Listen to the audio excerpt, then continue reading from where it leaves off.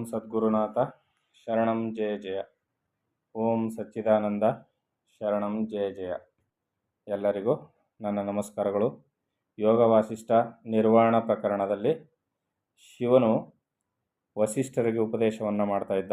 ವಸಿಷ್ಠರು ಕೇಳಿದರು, ಈ ಚಿತ್ತು ದೇಹದಲ್ಲಿ ಅದು ದೇಹ ಮರಣಿಸ್ತದಲ್ಲ, ಆಗ ಹೆಂಗಿರ್ತದೆ, ದೇಹ ಮರಣಿಸೋಕ್ಕೂ ಮುಂಚೆ ಹೆಂಗಿರ್ತದೆ, ಅಂದರೆ ಈ ಸಾವು ಅನ್ನೋದು ಯಾವ ರೀತಿಯಲ್ಲಿ ಬರ್ತದೆ ಅಂತ ಕೇಳಿದಕ್ಕೆ ಇಷ್ಟೆಲ್ಲ ವಿವರಣೆಯನ್ನು ಕೊಡ್ತಾ ಬಂದರು. ಇದೆಷ್ಟನ್ನು ಸರಿಯಾಗಿ ಕೇಳಿಸ್ಕೊಂಡ್ರೆ ಮಾತ್ರ ನಮಗೆ ಸಾವು ಅಂದರೆ ಏನು ಅಂತ ಅರ್ಥ ಆಗೋದು. ಚುಟುಕದಲ್ಲಿ ಹೇಳಲಿಕ್ಕೆ ಬರೋದಿಲ್ಲ, ಯಾಕಂದರೆ ನಮಗದು ಪೂರ್ತಿ ತಿಳಿದಾಗಲೇ ಪೂರ್ಣ ವಿವರಣೆ ಗೊತ್ತಾಗೋದು. ಈಗ ಈ ಚಿತ್ತು ಅಂತಕ್ಕಂಥದ್ದು ಆತ್ಮಜ್ಞಾನವನ್ನು ಸಂಪಾದಿಸಿಕೊಂಡಾಗ ಅದು ಜ್ಞಾನಿಯಾಗಿರ್ತದೆ. ಅದು ಅಜ್ಞಾನವನ್ನು ಮಾಯೆಯಿಂದ ಒಡಗೂಡಿದಾಗ ಅಶುದ್ಧವಾಗುತ್ತೆ. ಅಶುದ್ಧವಾಗಿ ಅದೇನಾಗುತ್ತೆ, ದೇಹದಲ್ಲಿ ವಾಯು ಅಂದರೆ ಪ್ರಾಣವಾಯುವಿನ ರೂಪದಲ್ಲಿ ಪ್ರಧಾನವಾಗಿ ದೇಹದಲ್ಲಿ ಪ್ರತಿಬಿಂಬವಾಗಿ ಸೇರಿಕೊಳ್ತದೆ. ಅದು ಅಂಗಗಳಲ್ಲಿಯೂ ಪ್ರತಿ ಅಂಗಗಳಲ್ಲೂ ಸೇರಿಕೊಳ್ತದೆ, ಮರ್ಮಸ್ಥಾನಗಳಲ್ಲಿ ಸೇರಿಕೊಂಡಿರ್ತದೆ. ವ್ಯಾಪಾರ ಮಾಡುವಾಗ ಯಂತ್ರಗಳಿಗೆ ಪ್ರತ್ಯೇಕತೆ ಕಾಣುವಂತೆ ತಾನು ಪ್ರತ್ಯೇಕವೆಂದು ತೋರಿಸಿಕೊಳ್ಳುವುದು. ಆಗ ಹಾಗೆ ದೇಹಗತವಾದ ಆ ಚಿತ್ತು ಬೋಧ ಅಂದರೆ ಎಚ್ಚರವಿರುವವನಿಗೆ ಹೊರಗು, ಬೋಧವಿಲ್ಲದವನಿಗೆ ಅಂದರೆ ನಿದ್ದೆ ಮಾಡುವವನಿಗೆ ಸ್ವಪ್ನ ಸುಷುಪ್ತಿಗಳಲ್ಲಿ ರೂಪಾಲೋಕ ಮನಸ್ಕಾರ ಕ್ರಿಯೆಗಳನ್ನು ಮಾಡಿಸುತ್ತಾ ಇರುವುದು. ಸುಷುಪ್ತಿಯಲ್ಲಿ ಇದ್ದರೂ ಇಲ್ಲದಂತೆ ಇರುವುದು. ಏನು ಹೇಳ್ತಾ ಇದ್ದಾರೆ, ಈ ಚಿತ್ತು ದೇಹದಲ್ಲಿ ಯಾವ ರೀತಿಯಲ್ಲಿ ಇರ್ತದೆ ಅಂದರೆ ಅದು ದೇಹಗತವಾಗುತ್ತೆ. ಈ ಚಿತ್ತು ಪ್ರಾಣ ರೂಪದಿಂದ ದೇಹಗತವಾಗುತ್ತೆ. ಅರ್ಥ ಆಗ್ತಿದಲ್ವಾ? ಈ ಚಿತ್ತು ಪ್ರಾಣ ರೂಪದಿಂದ ಅಶುದ್ಧ ಚಿತ್ತಾಗಿ ದೇಹಗತವಾದಾಗ ಅದು ಪ್ರಾಣ ರೂಪದಿಂದ ದೇಹಗತವಾಗಿ ದೇಹವನ್ನೆಲ್ಲ ಆವರಿಸ್ಕೊಂಡು ಮರ್ಮಸ್ಥಾನಗಳಲ್ಲಿ ಅದು ಇರ್ತದೆ. ಅಲ್ಲಿದ್ದೇನು ಮಾಡ್ತದೆ ಇದು ಅಂದರೆ ಬೋಧವಿಲ್ಲದವನಿಗೆ, ಎಚ್ಚರ ಇರುವವನಿಗೆ ಹೊರಗೆ ಕಾಣಿಸ್ಕೊಳ್ತದೆ, ಎಚ್ಚರವಿಲ್ಲದವನಿಗೆ ಅದು ಸ್ವಪ್ನ ಮತ್ತು ಸುಷುಪ್ತಿಗಳಲ್ಲಿ ರೂಪಾಲೋಕ ಮನಸ್ಕಾರ ಕ್ರಿಯೆಗಳನ್ನು ಮಾಡಿಸುತ್ತಾ ಇರುವುದು. ಸುಷುಪ್ತಿಯಲ್ಲಿ ಇದ್ದರೂ ಇಲ್ಲದಂತೆ ಇರುವುದು. ಈಗ ನಮಗೆ ಚೆನ್ನಾಗಿ ಅರ್ಥ ಆಗ್ತಾ ಇದೆ. ಆ ಚಿತ್ತು ಎಲ್ಲದಕ್ಕಿಂತ ಹೆಚ್ಚಿನದು, ಬಹು ಸ್ವಚ್ಛವಾಗಿರುವುದು.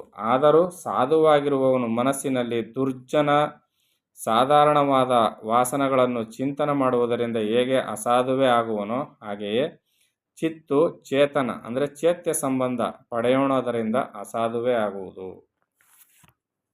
ಈಗ ಸಾಧುವಾದವನು ಒಬ್ಬ ಜ್ಞಾನಿ ವಾಸನೆಗಳನ್ನು ಚಿಂತನೆ ಮಾಡೋದ್ರಿಂದ ಅವನೇನಾಗ್ತಾನೆ, ದುರ್ಜನರ ಸಹವಾಸ ಮಾಡಿ ವಾಸನೆಗಳನ್ನ ಚಿಂತನೆ ಮಾಡೋದ್ರಿಂದ ಅಸಾಧು ಅನ್ನಿಸ್ಕೊಳ್ತಾನೆ. ಅದೇ ರೀತಿಯಲ್ಲಿ ಶುದ್ಧವಾದ ಈ ಚಿತ್ತು ಕೂಡ ಈ ಪ್ರಾಪಂಚಿಕ ಸಂಬಂಧವನ್ನು ಪಡೆದುಕೊಂಡಿದ್ರಿಂದ ಏನಾಗುತ್ತೆ, ಇದು ಅಸಾಧುವಾಗಿ ಕಾಣಬರುತ್ತೆ, ಅಶುದ್ಧ ಚಿತ್ತಾಗಿ ಕಾಣಬರುತ್ತದೆ. ಚಿನ್ನವು ಮಲಸಂಗದಿಂದ ತಾಮ್ರವಾಗುವುದು. ಮಲವನ್ನು ಕಳೆದುದೇ ಆದರೆ ಮತ್ತೆ ಚಿನ್ನವಾಗುವುದು. ಮಲ ಅಂದರೆ ತಾಮ್ರ, ಹಿತ್ತಾಳೆ ಇವುಗಳನ್ನ ಬೆರಕೆ ಹಾಕ್ತಾರಲ್ಲ, ಬೆರಕೆ ಹಾಕ್ದಾಗ ಏನಾಗುತ್ತೆ, ಶುದ್ಧ ಚಿನ್ನ ಮಲವಾಗುತ್ತೆ. ಮಲದ ಸಂಘದಿಂದ ಅಶುದ್ಧ ಆಗುತ್ತೆ.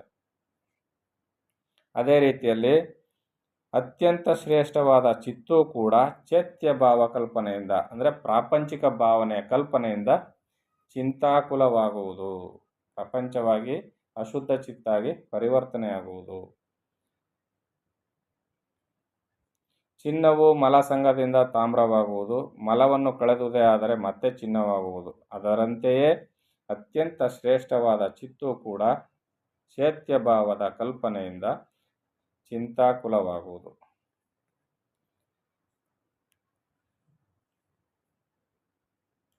ತನ್ನ ಮೇಲೆ ಕುಳಿತಿರುವ ಧೂಳನ್ನು ಒರೆಸಿದರೆ ಕನ್ನಡಿಯು ಪ್ರತಿಬಿಂಬವನ್ನು ತೋರಿಸುವ ಸ್ಥಿತಿಯನ್ನು ಪಡೆಯುವುದು. ಹಾಗೆಯೇ ಸೃಷ್ಟಿಗೆ ಬಂದಂತಿದ್ದರೂ ಈ ಚಿತ್ತು ಬೋಧ ಅಂದರೆ ಆತ್ಮಜ್ಞಾನದಿಂದ ತತ್ಪದವನ್ನು ಹೊಂದುವುದು.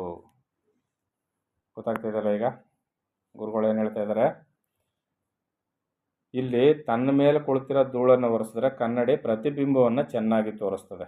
ಹೇಗೋ ಹಾಗೆ ಸೃಷ್ಟಿಗೆ ಬಂದಂತಿದ್ದರೂ ಈ ಚಿತ್ತು ಆತ್ಮಜ್ಞಾನದಿಂದ ತತ್ಪದವನ್ನು ಹೊಂದುವುದು. ಆತ್ಮಜ್ಞಾನವನ್ನು ಕೊಟ್ಟಿದ್ದೇ ಆದರೆ ಇದು ಕನ್ನಡಿಯಲ್ಲಿ ಕೂತಿದ್ದ ಧೂಳು ಒರೆಸ್ದ ಹಾಗಾಗುತ್ತೆ. ಆಗೋದೇನಾಗುತ್ತೆ, ತತ್ಪದವನ್ನು ಚೆನ್ನಾಗಿ ತಿಳ್ಕೊಂಡಾಗ ಆತ್ಮಜ್ಞಾನವನ್ನು ಅದು ತತ್ಪದವನ್ನು ಹೊಂದುತ್ತದೆ.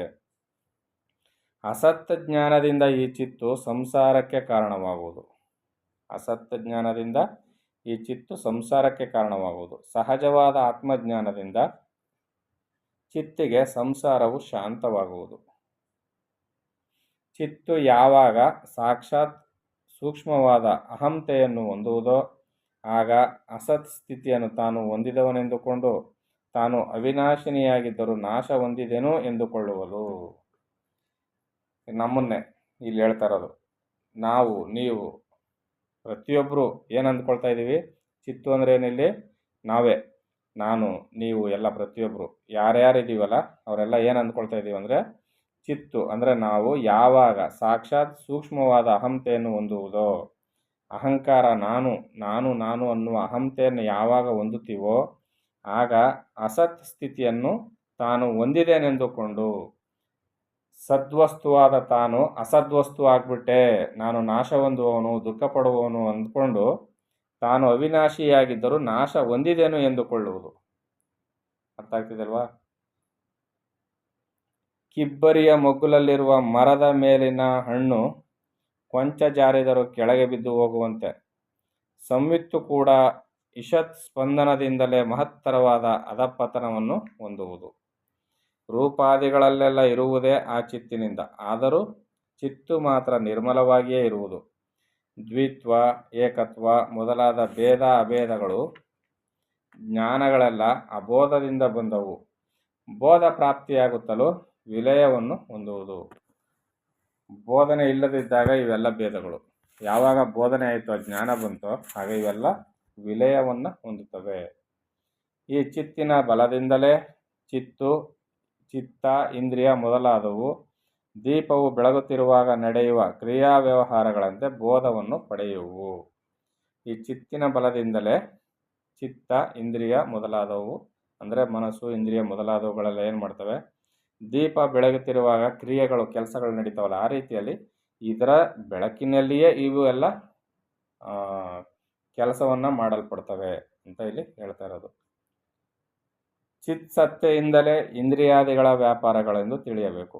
ಹೌದು ತಾನೆ? ದೀಪ ಬೆಳಗ್ತಾ ಇದ್ರೆ ತಾನೇ ಈ ಥರ ವಸ್ತುಗಳು ಕಾಣೋದು, ಕೆಲಸ ಕ್ರಿಯೆಗಳು ಮಾಡೋದು.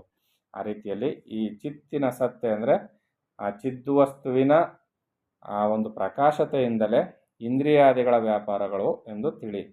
ಇನ್ನು ಪ್ರತ್ಯೇಕವಾಗಿ ಒಂದೊಂದು ಇಂದ್ರಿಯ ವ್ಯಾಪಾರವನ್ನು ವರ್ಣಿಸುತ್ತಾರೆ. ಚಿತ್ಸನ್ನಿಧಾನದಿಂದ ಪ್ರೇರಿತವಾದ ದೇಹಗತವಾದ ವ್ಯಾನವಾಯುವು ಸಂಚಾರ ಮಾಡುವುದರಿಂದ ವ್ಯಾನವಾಯು ಏನು ಮಾಡ್ತದೆ? ಇದರ ಪ್ರೇರಣೆಯಿಂದ ಚಿತ್ಸನ್ನಿಧಾನದ ಪ್ರೇರಿತವಾದದಿಂದ ದೇಹಗತವಾದ ವ್ಯಾನವಾಯು ಏನೇನು ಮಾಡ್ತದೆ ಅಂದರೆ ಕಣ್ಣು, ಕಣ್ಣಿನ ಪಾಪೆಗಳು ಅಲ್ಲಾಡುವುದು. ಆಗ ಅಲ್ಲಿರುವ ತೈಜಸಾಂಶವಾದ ಚಕ್ಷುರೇಂದ್ರಿಯದ ವ್ಯಾಪಾರ ಆಗುವುದು. ಆ ವ್ಯಾಪಾರದಿಂದ ಹೊರಗೆ ಹೊರಟು ಬಾಹ್ಯವಸ್ತು ರೂಪವಾಗಿ ಪರಿಣಿತವಾದ ಚಿತ್ತವೃತ್ತಿಯಿಂದ ರೂಪಬೋಧ ಉಂಟಾಗುವುದು. ಆ ಬೋಧವು ಚಿತ್ತೆ ಹೊರತು ಬೇರೆಯಲ್ಲ. ಕಣ್ಣಿಗೆ ಕಾಣ್ತಕ್ಕಂಥ ವಸ್ತುವು ಕೂಡ ಚಿತ್ತೆ ಆಗಿರ್ತದೆ, ಆದರೆ ಇಲ್ಲಿ ನಾನೇನೋ ನೋಡಿದೆ ಅಂತ ನಾವು ಅಂದುಕೊಳ್ತೀವಿ.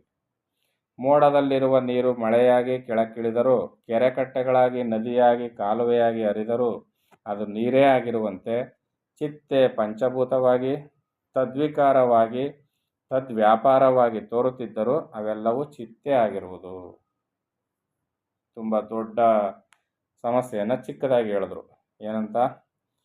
ಮೋಡದಲ್ಲಿರುವ ನೀರೇ ಮಳೆಯಾಗಿ ಕೆಳಕ್ಕಿಳಿದು ಕೆರೆ ಕುಂಟೆಗಳಾಗಿ ಕಾಲುವೆಯಾಗಿ ಹರಿದು ಸಮುದ್ರವೇ ಆಗಿರುವಂತೆ ಇಲ್ಲಿ ಚಿತ್ತೆ ಪಂಚಭೂತವಾಗಿ ತದ್ವಿಕಾರವಾಗಿ ತದ್ವ್ಯಾಪಾರವಾಗಿ ತೋರುತ್ತಿದ್ದರೂ ಅವೆಲ್ಲವೂ ಚಿತ್ತೆ ಆಗಿರುವುದು. ಜಗತ್ತಿನ ರೂಪವಾಗಿರ್ತಕ್ಕಂಥದ್ದೆಲ್ಲ ಚಿತ್ತೆ ಆಗಿರ್ತದೆ. ಇದರಂತೆಯೇ ಸ್ಪರ್ಶನ ತ್ರಿಪುಟಿಯೂ ಸಹ. ಈಗ ವ್ಯಾನವಾಯುವನ್ನು ಹೇಳಿದ್ರು. ಈಗ ಚರ್ಮ, ವಾಯು ಇವೆರಡು ಜಡಗಳು, ಹೇಯಗಳು. ಇವುಗಳ ಸಂಘವನ್ನೇ ಸ್ಪರ್ಶವೆನ್ನುವರು. ಆ ಸ್ಪರ್ಶವು ಮನಸ್ಸಿಗೆ ಬಂದು ನಿಂತರೆ ಅದು ಸ್ಪರ್ಶ ಸಂವಿತ್ತು. ಆದ್ದರಿಂದ ಆ ಸಂವಿತ್ತೆ ಪರವಾದ ಚಿತ್ತು. ಇನ್ನು ಗಂಧ ತನ್ಮಾತ್ರೆ ಏನಿರ್ತದೆ ಅಂದರೆ ದೇಹಗತ ವಾಯು ಒಂದಕ್ಕೊಂದು ಸೇರಿ ಮನಸ್ಸಿನಲ್ಲಿ ವಿದಿತವಾದರೆ ಅದು ಗಂಧ ಸಂವಿತ್ತು ಎನಿಸಿಕೊಳ್ಳುವುದು, ಅಂದರೆ ವಾಸನೆಯನ್ನು ತೆಗೆದುಕೊಳ್ತಕ್ಕಂಥದ್ದು. ಈ ನಾನಾ ಸಂಯುಕ್ತಗಳಲ್ಲಿ ಮನಸ್ಸಿನ ಸೇರುವಿಕೆ ಇರುವುದರಿಂದ ರೂಪ ಸಂಯುಕ್ತು, ಸ್ಪರ್ಶ ಸಂಯುಕ್ತು, ಗಂಧ ಸಂಯುಕ್ತು ಮೊದಲಾದ ಬೇರೆ ಬೇರೆಯಾಗಿರುವಂತೆ ತೋರಿದರೂ ನಿಜವಾಗಿ ಇರುವುದೂ ಒಂದೇ. ಪ್ರತ್ಯೇಕ ಮಾಡಿ ತೋರಿಸುವ ಮನಸ್ಸನ್ನು ಬಿಟ್ಟು ನೋಡಿದರೆ ಇವೆಲ್ಲವೂ ಪರಾಚಿತ್ತೆ. ಅಂದರೆ ಈ ಚಿದ್ವಸ್ತುವಿನ ಬೆಳಕಿನಿಂದಲೇ ಈ ಶಬ್ದ, ಸ್ಪರ್ಶ, ರೂಪ, ರಸಗಂಧಗಳ ಅನುಭವ ನಮಗೆ ಆಗ್ತಾ ಇರ್ತಕ್ಕಂಥದ್ದು. ಆದರೆ ಸರಿಯಾಗಿ ವಿಮರ್ಶೆ ಮಾಡಿ ನೋಡಿದರೆ ಆ ಎಲ್ಲದರಲ್ಲಿಯೂ ಇರ್ತಕ್ಕಂಥದ್ದು ಯಾವುದಪ್ಪ ಅಂದರೆ ಆ ಚಿದ್ವಸ್ತುವೇ ಅಂತ ಇಲ್ಲಿ ಶಿವನು ವಸಿಷ್ಠರಿಗೆ ಹೇಳ್ತಾ ಇದ್ದಾನೆ. ಇನ್ನು ಮುಂದೆ ಗುರುಗಳು ಯಾವ ವಿಚಾರವನ್ನು ಗುರುಗಳಿಗೆ ಶಿವನು ತಿಳಿಸ್ಕೊಡ್ತಾನೆ ಅಂತ ನೋಡೋಣ. ಎಲ್ಲರಿಗೂ ಒಳ್ಳೆಯದಾಗಲಿ.